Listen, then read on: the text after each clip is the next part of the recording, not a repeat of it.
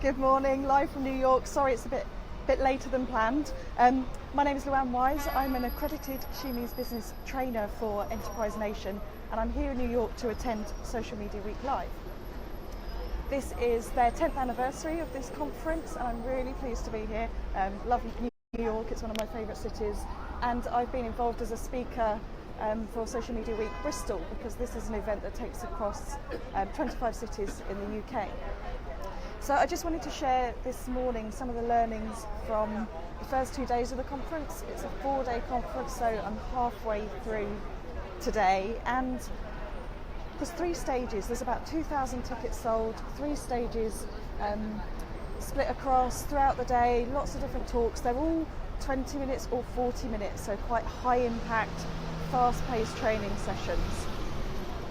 Lots of different speakers, lots of different styles as well, which is really interesting to see. So not too many presentation decks, quite a few interviews, quite a few panel discussions on key topics. So really interesting to kind of get a different insight from events I've been to in the UK, and to see lots of stats from the American Marketing Association and the trends that are going on here in the US, and to hear different case studies as well, lots of different case studies and examples. So I wanted to share with you this morning some of the kind of keywords that keep cropping up, and it's interesting that some of these also cropped up at the Social Media Week Bristol talks that I attended earlier in the year before that got snowed off.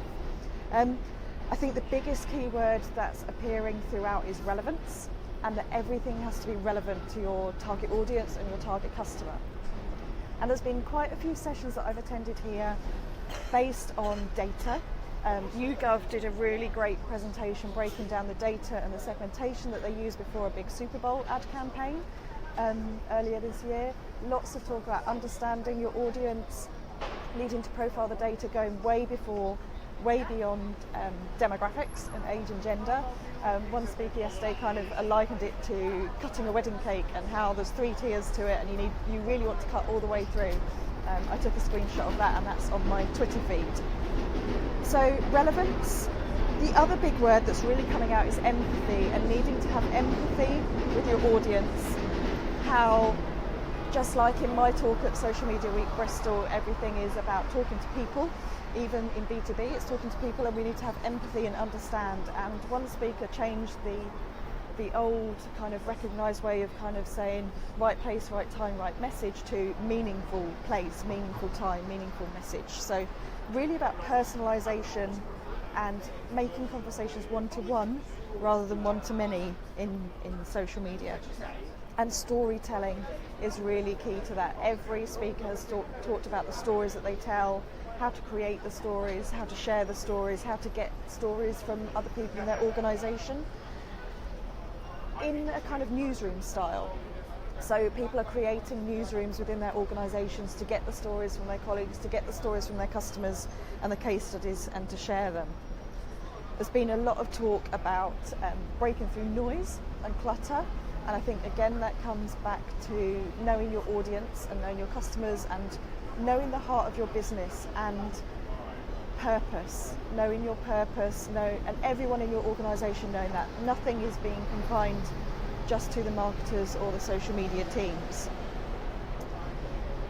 There's been talk about scaling, how to scale your business. So there's speakers large and small, a lot of agency speakers, but how to scale your business by going niche, by going a real deep dive into a niche segment, and becoming a real authority in one area, building a community around really specific topics, and then listening to your audience to be able to kind of scale that out from there. So that's quite interesting. I just go back to the personas, and I listened to one talk, and I do a lot of work on personas and defining the audiences, and there was a talk on the first day, at the end of the first day, from an organisation called BarkBox that do a subscription box for dogs, for dog toys, and obviously they're aiming at dog parents. But they build their personas around dog playing habits, and whether they're aggressive players or big chewers or the kind of toys they want. So personas even for dogs as a target audience. And everything they're talking about in terms of social media, from the case studies to the tips and tricks, has been about creating a thumb-stopping moment. So I quite like that. term, it shows that more and more activity is taking place on mobile, and that it's fast and it's fast paced. So that thumb-stopping moment is what everyone's looking for. Some specific sessions that I've attended, probably my highlight so far, and one that I wasn't really expecting. I didn't know what was going to happen, but I attended a talk on the first day in the afternoon from National Geographic, and their stats are amazing. They showed that they are the #1 brand on social media in terms of who has the most followers on Twitter. They're the top brand in there after Katy Perry and Justin Bieber and the big celebrities like that. Some amazing stats from what they achieve, what they do. They get over 200,000 organic views per post on average. So I'd recommend checking out their social media accounts to see what they're doing globally and how they're working across all their different products. And they also talked about using Facebook Live and how they do 70 to 80 Facebook Lives a month. They get some big celebrities involved in that. They showed us an example of Will Smith, and the speaker was actually really confident as well and did a Facebook Live at the end of the session with one of their explorers that they work with who had just surfaced from a submarine. So that was really cool to see it in action. And on Facebook Lives, I attended a session, which was one of the sessions that I'm live blogging for Social Media Week New York. So that blog is written and should be published later on today when the pictures are ready. It was a very short, sharp presentation from Animoto about the use of video in Facebook and Instagram. And he provided lots of stats and lots of top tips. And I've taken one of those on today because he said with a Facebook Live, most of the views come afterwards. So don't worry about kind of waiting around for people to come on and seeing what people are up to. Just go for it and crack on. So that's what I've done this morning.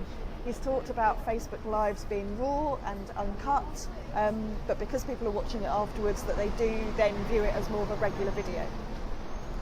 He talked about a square format for Facebook Lives being really important, and to kind of go over the 10-minute mark as well, so that there is lots of content for people to take in. He also talked about Instagram and Instagram stories and how more than anything that's really leveled the playing field for brands. There's lots of talk of big brands doing Instagram stories, but anyone could do Instagram stories and use Instagram. And later on in the day yesterday, I attended a panel discussion with 3 speakers as well as Instagram, talking about that, the New York Times and a beauty brand and a couple of bloggers. And they were talking about how people don't say now, have you got a blog? They say, are you on Instagram and can I follow you? And they had some amazing stats in terms of their Instagram strategies, what they're doing with it, how they're working internally, that they have editors per every one of their vertical. They have visual editors. It's a completely separate stream of activity for them. And everyone has talked about the importance of testing and refining and seeing what's happening as well. And as well as testing, measurement has been really key. It has been interesting to ask in all the case studies what people are measuring and what's important. And every single one of them has talked about going back to your business and your objectives, not worrying about the vanity metrics of likes and follows, but really thinking about the content and the purpose. And in terms of the Instagram stories, the brands, New York Times and the others were talking about DMs being their measure of success, how much people are engaging. So it's not just about views, it's not just about reach, it's overall, but how it all contributes to their big picture. I also attended a session on Pinterest. A guy had flown in over from San Francisco from Pinterest, the creative director, to talk to us about that. And that kind of renewed my inspiration for going and having a look at Pinterest when I get back. He talked about a Pinterest Top 100 and how they produce lots of trends and what's going on, and how they will have audience insights available for Pinterest later this year. It's currently in beta testing. He said what's really interesting is being able to map and what people are interested in right now and what they're interested in the future, and how you can use that as insight for the content that you create and you produce. So all about trends, all about data, not quite so much conversation about content or creating content apart from this kind of newsroom environment and gathering information, and just really everything has been about focusing on your audience and having empathy and aiming for that thumb-stopping moment. So I'm here in New York. It is in Times Square, so really excited. It's 9:15 right now. Today's sessions kick off at 9:30. There's a few I'm looking forward to. LinkedIn are doing some sessions today around B2B, personal branding, office hours, and you never know what you're going to get with these talks. You go by the titles, but because they're all fast-paced interview style, there's lots of new insights. You can follow me on Twitter. I'm tweeting all day long on @LuannWise, and the hashtag is SMWNYC. There's a few of you watching now, but I know that there'll be more watching later, so I look forward to your comments, look forward to bringing back lots of information, and have a great day.